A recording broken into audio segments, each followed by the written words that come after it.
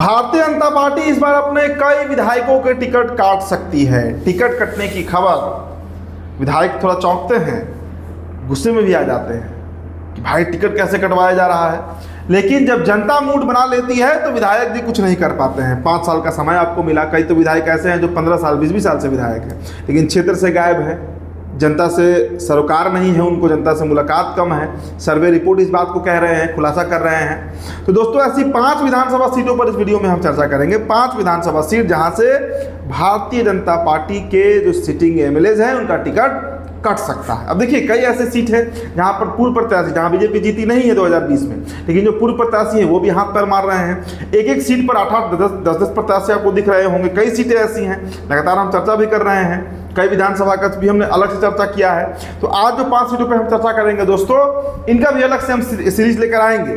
लेकिन अभी आप जानिए कि जो सर्वे रिपोर्ट बता रही है और पार्टी के अंदर इसको लेकर मंथन भी चल रही है, क्योंकि भारतीय जनता पार्टी इस बार कोई रिस्क नहीं लेना चाहती है कि वो किसी सियासी प्रत्याशी को टिकट दे दे जो भले ही विधायक है लेकिन इस बार कमजोर है और चुनाव हार जाए। चलिए शुरुआत करते हैं दोस्तों। पहला सीट जिस पर बीजेपी की मौजूदा विधायक है लेकिन उनका टिकट कट सकता है, नरकटियागंज पर हम चर्चा कर लेते हैं। नरकटियागंज, रश्मि वर्मा स्टेट, मतलब आज भी राजशाही जिंदा है। तो रश्मि वर्मा, भारतीय जनता पार्टी से बड़ा बवाल हुआ था बीच में उनको लेकर, पार्टी का अदला बदली का भी इस्तीफा भी दे रही थी, कैसे समाज से आती हैं। तो अब रश्मि वर्मा का टिकट इस बार भारतीय जनता पार्टी काट रही है या काट सकती है। ये कहीं काट सकती है टिकट। क्यों भाई? जो सर्वे रिपोर्ट बता रहे हैं, जनता के नब्ज को जो टटोला जा रहा है, जनता इस बार रश्मि वर्मा से काफी खफा है। और देखिए इनके परिवार के लोग ही लड़ते हैं, अब इनके देवर कांग्रेस पार्टी से लड़ते हैं। तो रश्मि वर्मा का टिकट इस बार कट सकता है, खबर चल रही है। अब वहां से लड़ेगा कौन, ये सबसे बड़ा सवाल बनता है कि कौन लड़ेगा भाई, who will be the candidate.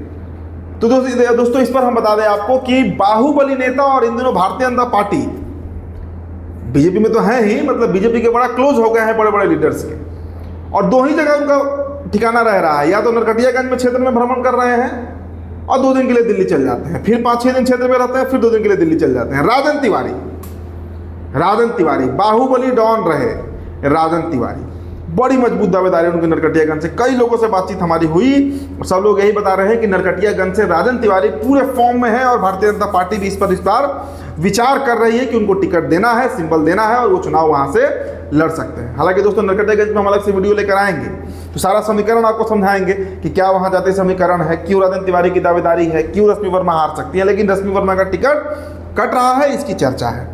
अगला सीट दोस्तों है आपको गोविंदगंज। आप गोविंदगंज के बारे में जान लीजिए।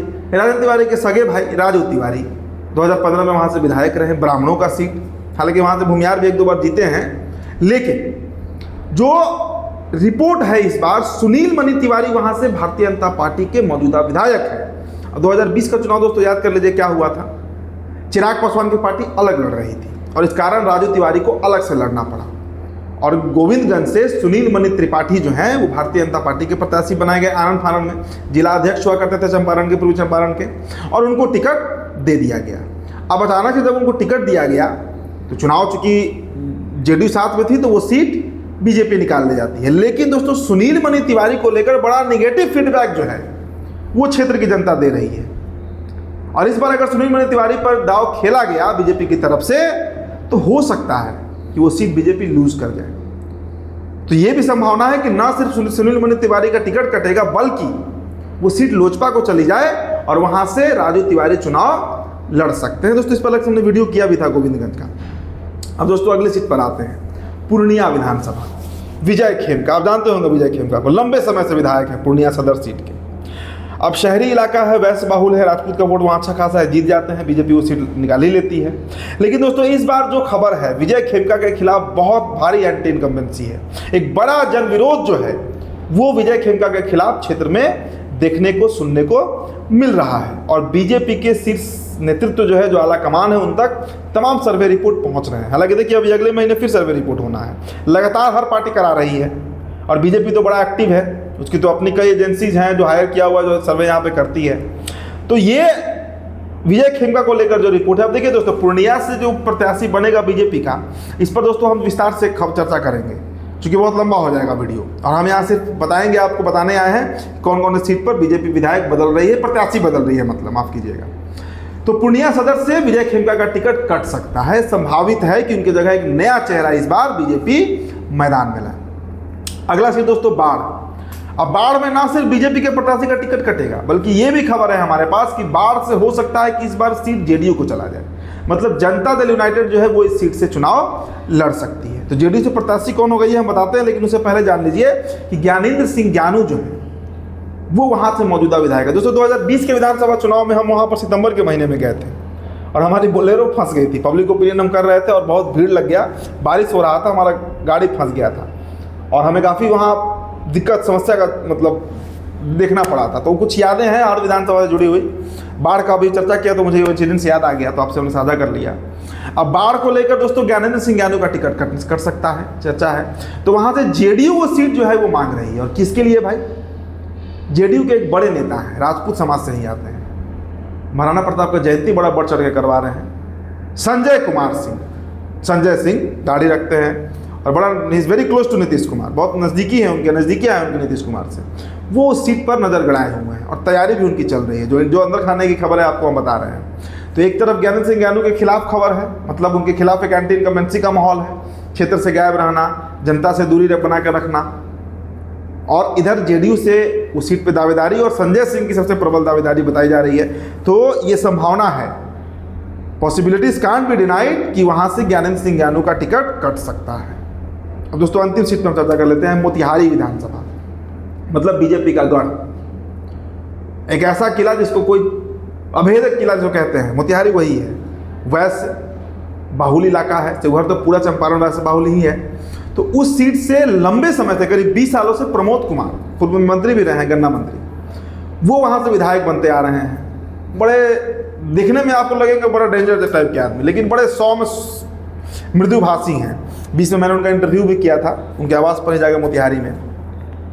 साइकिल पे निकल जाते हैं, स्कूटर पे निकल जाते हैं, लेकिन इस बार पब्लिक में उनको लेकर बड़ा आक्रोश है, गुस्सा है और जनता चाहती भी है भाई 20 साल से कोई नेतृत्व क्षेत्र का कर रहा है, कोई नया चेहरा लाया जाए। तो देखिए बीजेपी वो सीट नहीं छोड़ेगी, बीजेपी ही वहाँ से लड़ेगी और प्रत्याशी बदला जा सकता है। अब बीजेपी से दोस्तों 2 नाम चल रहे हैं, प्रमुखता से आपको बता देते हैं। एक तो डॉक्टर लाल बाबू को, मोतिहारी से बड़ा चर्चा है, उनको मेयर है उस शहर के, उनकी नाम वो खूब प्रयास कर रहे हैं, उनके नाम पे चर्चा भी है पार्टी के अंदर। और दूसरा नाम दोस्तों सिद्धार्थ शंभू, जो भारतीय जनता पार्टी के उपाध्यक्ष हैं, वो भी पूरा एड़ी चोटी का जोड़ लगाए हुए हैं कि उनको टिकट वहाँ से मिल जाए, मतलब उनको टिकट मोतिहारी विधानसभा से मिल जाए। हालांकि देखिए जेडीयू के दिव्यांशु भारद्वाज जो छात्र संघ के अध्यक्ष रहे पटना यूनिवर्सिटी में, मेहनत कर रहे हैं, लेकिन वो सीट जेडीयू को जानी नहीं है, वो सीट बीजेपी ही लड़ेगी और बीजेपी अपना मोतिहारी का सीट तो वो नहीं छोड़ने जा रहा है।